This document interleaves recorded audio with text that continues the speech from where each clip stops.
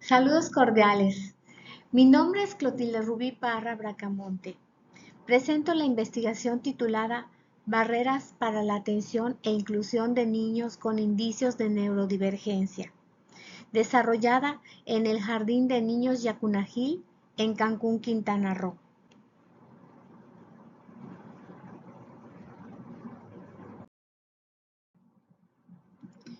En esta exposición me concentraré en el problema de investigación, la ruta metodológica seguida, los hallazgos principales y las conclusiones derivadas del estudio.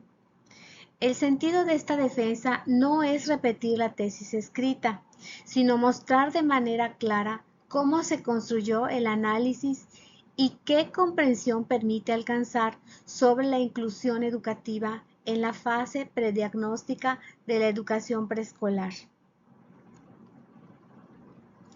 Una vez presentado el tema, paso al contexto del problema que dio origen a la investigación.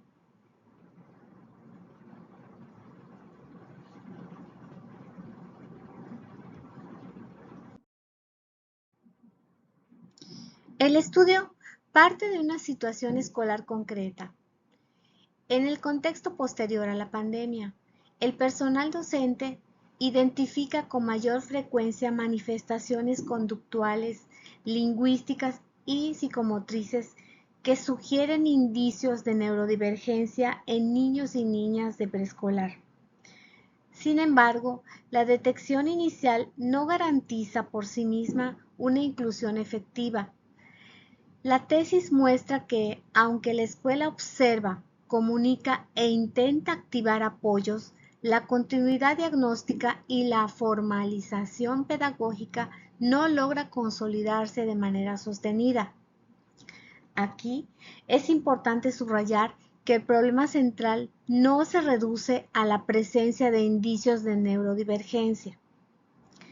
El núcleo del problema se ubica en la ruptura entre tres momentos: la detección escolar, la respuesta de las familias y la sistematización de los apoyos dentro de la institución. Esta ruptura afecta el desarrollo integral de los preescolares y al mismo tiempo incrementa la carga de gestión del aula para las docentes, quienes deben responder a necesidades complejas con apoyos todavía insuficientemente formalizados.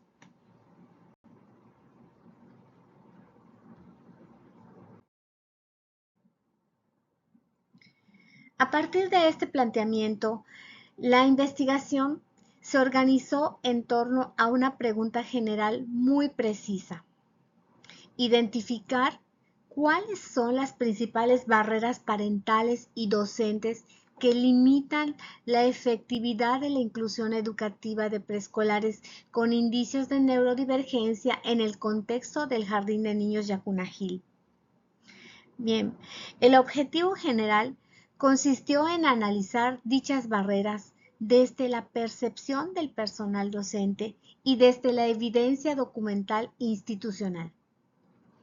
De ese objetivo se desprenden tres objetivos específicos articulados entre sí.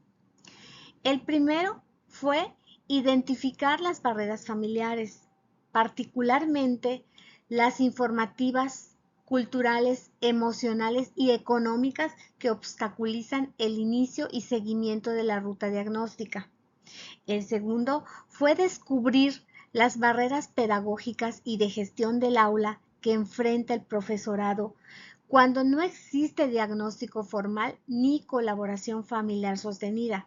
Y el tercero fue explorar las estrategias de comunicación y adaptación pedagógica que las docentes sí implementan y los resultados que perciben a partir de ellas. Esta estructura permitió que la investigación no se quedara en la descripción del problema, sino que avanzara hacia una lectura integral del fenómeno.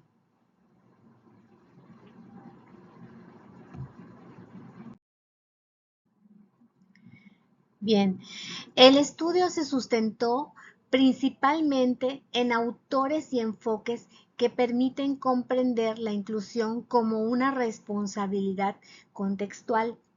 Desde Pepillán Guerra se retomó la importancia de la detección temprana en educación inicial. Desde Covarrubias Pizarro, Bot y Anisto se recuperó la noción de barreras para el aprendizaje y la participación. También fueron relevantes los aportes de Trujillo González y otros trabajos sobre la relación entre escuela, familias, servicios de apoyo y costos de atención. En conjunto, estas fuentes permitieron interpretar la problemática desde una perspectiva ecológica y no reduccionista.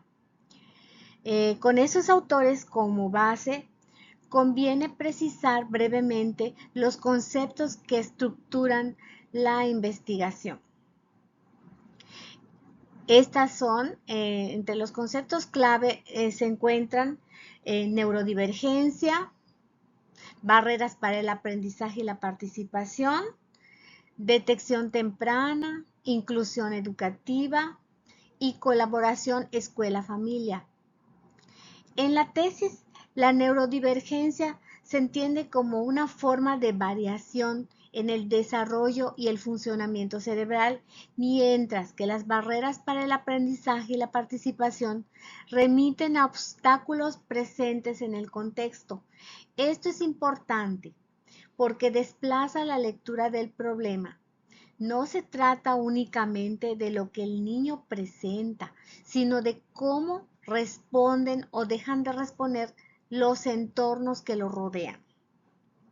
Con este marco conceptual, la investigación se desarrolló desde una metodología cualitativa y contextualizada.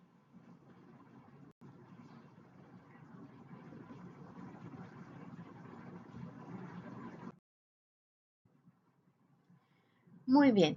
Ahora, metodológicamente, el estudio se desarrolló desde un paradigma interpretativo con método hermenéutico, enfoque cualitativo, alcance descriptivo interpretativo y diseño de estudio de caso. Esta decisión obedeció a la necesidad de comprender percepciones, significados y prácticas docentes en un contexto específico. No se buscó medir frecuencias amplias, sino interpretar cómo se configuran las barreras en una comunidad educativa concreta y cómo esas barreras afectan los procesos de inclusión. A continuación, explico de manera puntual cómo se recolectó y analizó la información.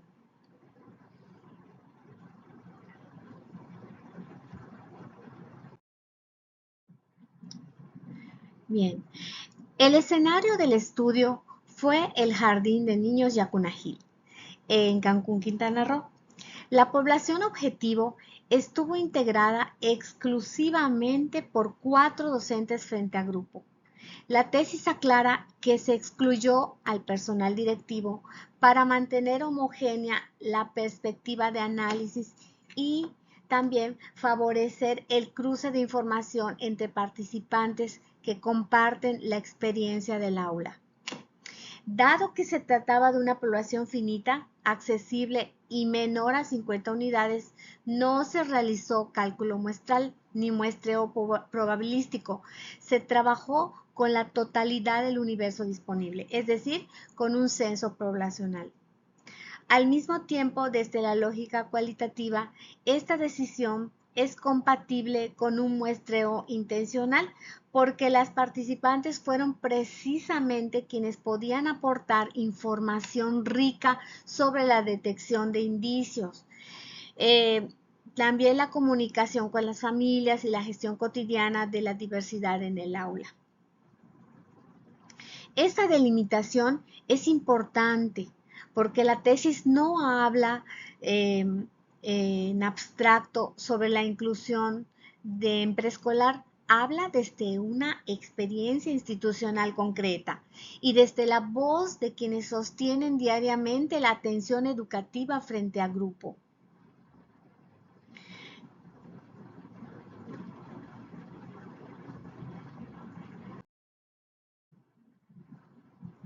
Bueno, a partir de esa ruta metodológica, el primer bloque de resultados se refiere a las barreras familiares identificadas.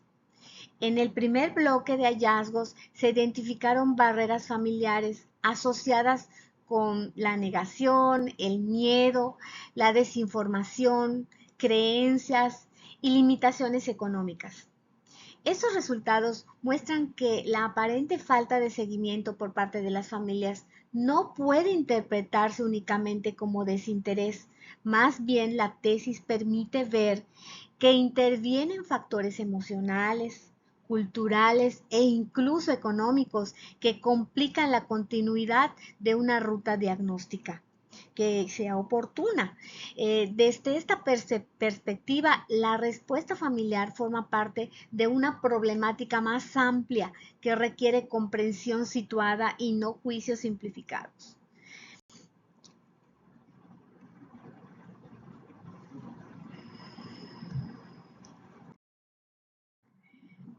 Ahora bien, el segundo bloque de hallazgos mostró que la dificultad no está solo fuera del aula, sino también en las condiciones pedagógicas e institucionales. El segundo bloque de resultados mostró barreras pedagógicas e institucionales vinculadas con la ausencia de diagnósticos formales. La insuficiencia de formalización de ajustes razonables, la falta de apoyos especializados y la brecha entre las estrategias inclusivas de las que las docentes realizan en la práctica y lo que queda sistematizado en la documentación escolar. Eso significa que sí existen acciones docentes valiosas, pero muchas veces no logran convertirse en una respuesta institucional sostenida, articulada y pedagógicamente documentada. En otras palabras, la inclusión se intenta, pero no siempre se consolida.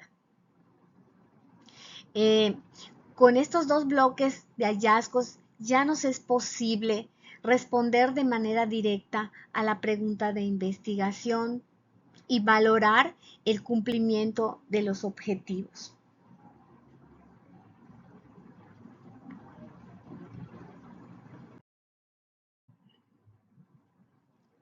Bien, lo que ocurre dentro del aula y en la institución, las docentes reportan que la ausencia de un diagnóstico formal afecta la planeación, altera el ritmo de la clase, exige pautas para atender crisis o conductas imprevistas y reduce la posibilidad de brindar apoyos focalizados. Entre los desafíos más reiterados aparecen la autorregulación, la atención sostenida y la participación y la convivencia segura. Ahora bien, uno de los hallazgos más interesantes del estudio es que sí existen estrategias de apoyo en la práctica cotidiana. Las docentes mencionan apoyos visuales, rutinas con imágenes, anticipación verbal, cronómetros, semáforos de conducta, actividades de movimiento, juegos, sensibilización del grupo y recursos de contención emocional. Además, se perciben resultados favorables, mayor seguimiento de instrucciones, mejor autorregulación, disminución de agresiones, más participación e integración del grupo. Bien, sin embargo, al contrastar estas percepciones con la documentación institucional, aparece una divergencia y que es muy significativa. En las planeaciones no se registran adecuaciones específicas, el uso de estrategias inclusivas no queda documentado de forma consistente y los instrumentos de evaluación siguen siendo los mismos para todo el grupo. Por ello, la interpretación integrada del estudio es muy clara. No hay ausencia de esfuerzo por parte de los docentes, sino hay una brecha entre la práctica inclusiva que sí ocurre y la formalización pedagógica e institucional de esa práctica. Esta brecha limita la consistencia del acompañamiento y hace que la inclusión dependa todavía del esfuerzo individual más que de una ruta institucional consolidada.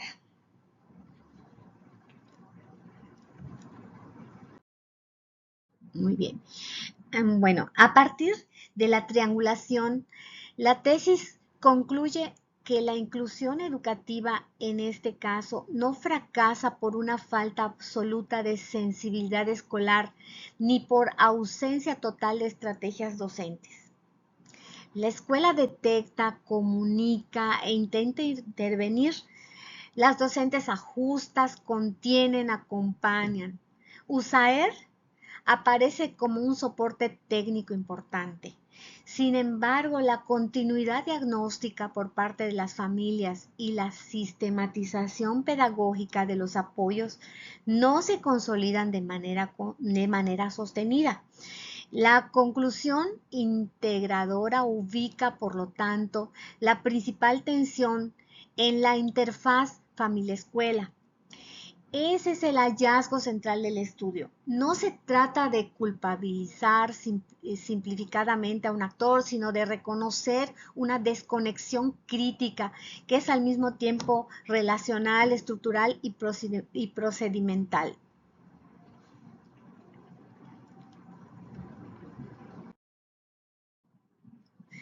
La recomendación derivada no consiste en una propuesta ajena al estudio, sino consiste en fortalecer una ruta institucional de actuación en la fase prediagnóstica. La tesis propone institucionalizar un protocolo de detección, comunicación y seguimiento, acompañar mejor a las familias después de la notificación inicial, formalizar en planeación y evaluación las estrategias inclusivas que ya usan las docentes, reforzar la articulación con USAED y servicios externos e impulsar formación continua en inclusión y atención temprana. La idea de fondo es pasar de una atención reactiva y fragmentada a una respuesta institucional más clara, documentada y corresponsable.